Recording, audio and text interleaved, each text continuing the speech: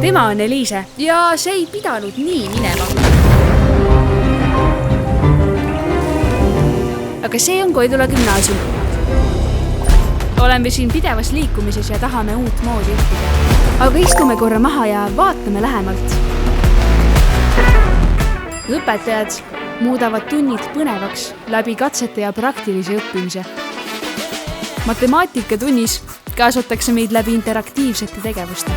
Keemia, matemaatika ega füüsika ei ole meie koolis kunagi lihtsalt valemid paberil. Me saame ise katsetada, ise avastada, kuidas teadus päriselt töötab. Mina olen Kristin, Pärnu Koidula gümnaasiumi kooli vilistlane ning Koidula kool toetas minu teadushuvi juba gümnaasiumil. Tehisintellekt on juba osa meie õppetööst, mitte tuleviku muusika.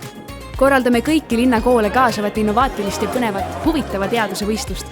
Õpilaste ja õpetajate vahel on nii head suhted, et õpetajatega saab ka pinksi mängida. Meie koolis toimub õppimine ka väljaspool klassiruumi.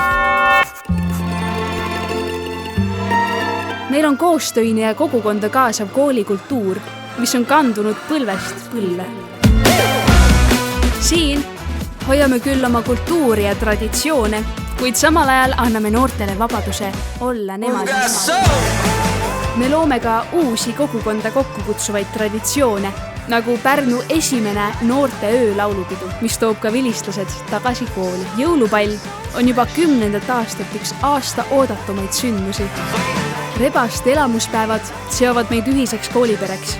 Spordipäevad toetavad meie füüsilist ja vaimset heaolu. Lauluvõistlusel julgeb iga õpilane väljendada enda loovust ja eripära. See on kool, kus noored loovad ise oma koolielu. Meie olemegi tuleviku tegijad. Meil on kool, kus tulevik algab juba täna.